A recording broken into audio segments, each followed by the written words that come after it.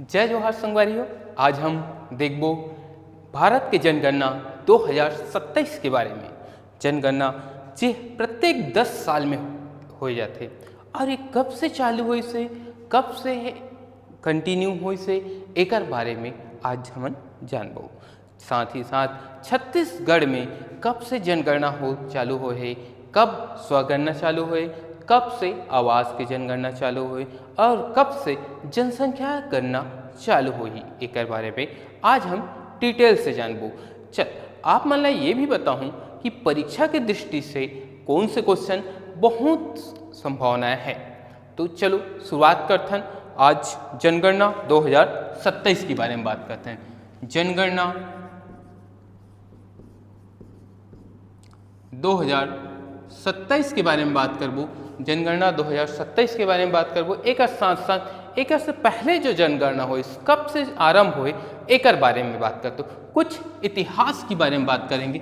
जनगणना की इतिहास बहुत पुरानी है, ठीक है। जैसे आपको बता दूं कि सबसे पहले जनगणना 1872 में आरंभ हुआ था और ये आरंभ जब हुआ था तब कौन किया था? आरंभ कौन किया था? ये किए थे लॉर्ड मेयो, ठीक है। याद रखिएगा ये नाम लॉर्ड मेयो बहुत इंपॉर्टेंट रखता है। दूसरी जनगणना इसके बाद 1881 से नियमित जनगणना चालू हुआ। 1881 से नियमित जनगणना आरंभ हुआ। तो इसे किसने किया था? इसे चालू किया था लॉर्ड रिपन।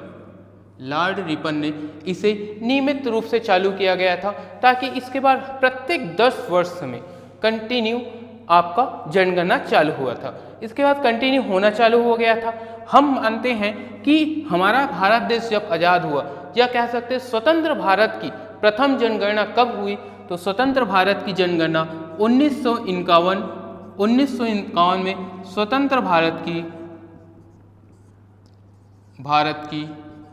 प्रथम जनगणना हुआ।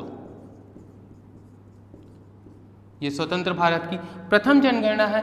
अब इसके बाद ये देखते 2011 में अंतिम जनगणना हुआ था। अभी तक का अंतिम जनगणना हुआ था।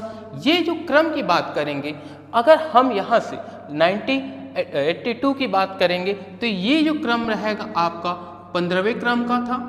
अगर आज़ाद भारत की बात करेंगे, आज़ाद भारत की बात करेंगे तो ये कौन सा क्रम का रहेगा? 7वीं क्रम की रहेगा, 7वीं क्रम की जनगणना रहेगा। उसी क्रम से बात करेंगे। अभी जो वर्तमान में होने वाले जनगणना है उसकी क्रम की बात करेंगे। 2027 की जो क्रम की बात करेंगे तो ये देखेंगे क्रम के हिसाब से 16वां जनगणना है। और स्वतंत्र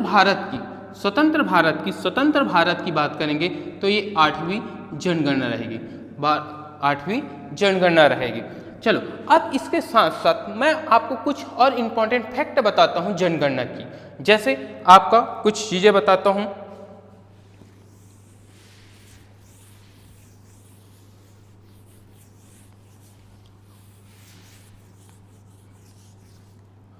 फैक्ट चीज़ें की बात करते हैं तो इसमें जो रहता है आपका 1911 से लेकर 1921 वाले जो दौर को बोलते हैं जनसंख्या विभाजक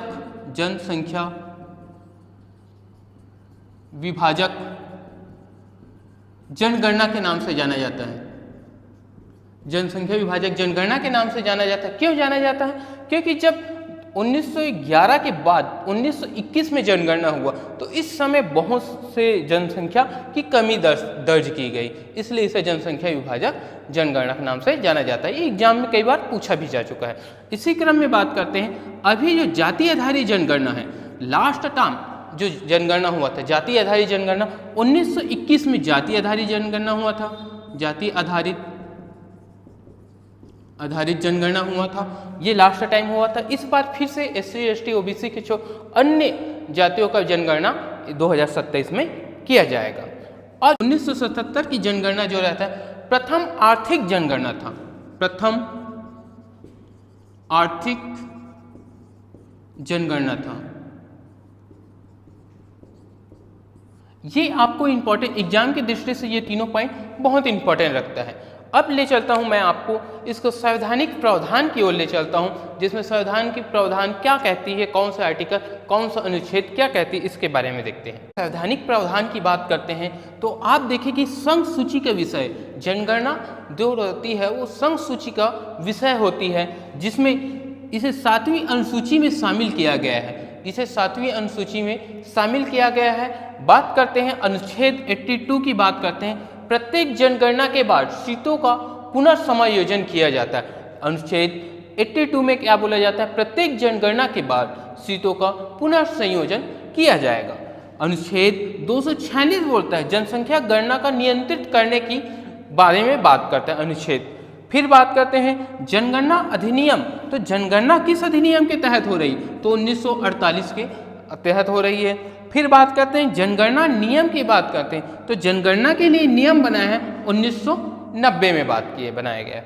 अब बात करेंगे जनगणना 2027 के बारे में। जो इम्पोर्टेंट फैक्ट आपको ये भी बता दूं कि ये जनगणना 2027 का ये जो क्रम की बात करते हैं तो ये 1872 से लेकर अभी तक की जनगणना जो होगी ये 16वीं क्रम की जनगणना होगी, जैसे आप देख पा रहे हैं। और स्वतंत्र भारत की क्रम के हिसाब से बात करेंगे तो ये 8वीं जनगणना होगी। बात करते हैं इसका आयुक्त तो कौन है? जनगणना आयुक्त है कौन है? तो मृत्युंजय कुमार नारायण आपका आयुक्त है। बात करते हैं इसमें बजट की बात करते हैं तो कितने करोड़ रुपए का है? तो 11,718 करोड़ रुपए का इसका बजट रखा गया है। जनगणना में खर्च होने का अनुमानित बजट है। इसके बाद बात करते हैं इसके ब्रांड एम्बेसडर किसे बनाया गया है? तो ब्रांड एम्बेसडर बनाया गया है आपके सुदर्शन पटनायक, जो सेंड आर्ट कलाकार है, ठीक है, ये उड़ीसा के हैं।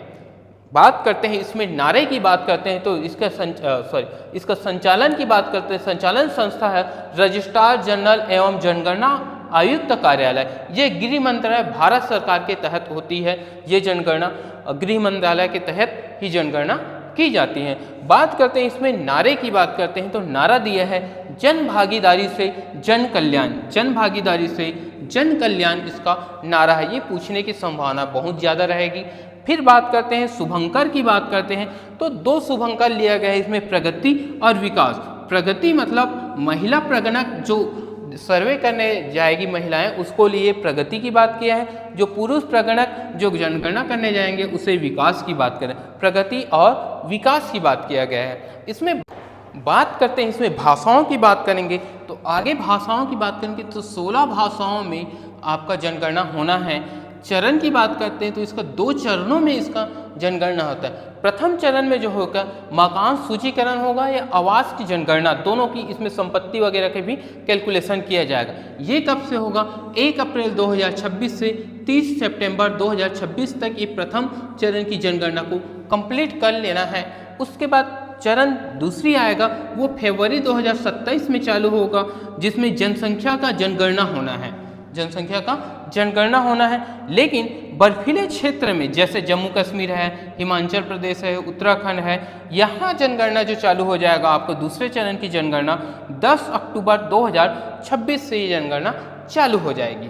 बात करते हैं इतने में से छत्तीसगढ़ की क्या क्या कंडीशन है, छत्तीसगढ़ में कब से चालू हो रहा है, कैसे चालू हुआ है, इसके बारे में क्वेश्चन देखेंगे। और साथ ही इसकी खास बात क्या है, ये 2027 जनगणना की खास बात क्या है, ये पूर्णतः डिजिटल आधारित जनगणना है। ये प्रथम बार है, 2027 में पहली बार है जो पूर्ण रूप से डिजिटल जनगणना हो रही है। साथ ही साथ ये मोबाइल ऐप के माध्यम से होगा और ऑनलाइन पोर्टल के माध्यम से।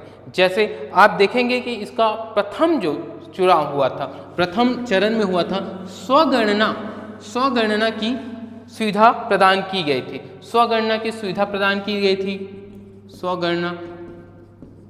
स्वगणना आप एक पोर्टल के माध्यम से स्वगणना कर सकते थे।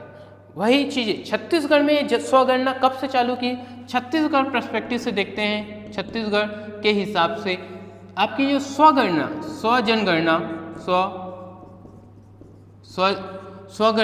कब से चालू हुआ, तो ये आपका 16 अप्रैल 2026 से 30 अप्रैल 2026 तक संचालित हुआ। उसके बाद आवास जब प्रथम चरण की जो गणना है यहाँ से चालू तो हो चुका है, लेकिन जो सर्वे घर घर सर्वे वाले सिस्टम है, घर घर सर्वे वाला सिस्टम आपका चालू हुआ 1 मई से 30 मई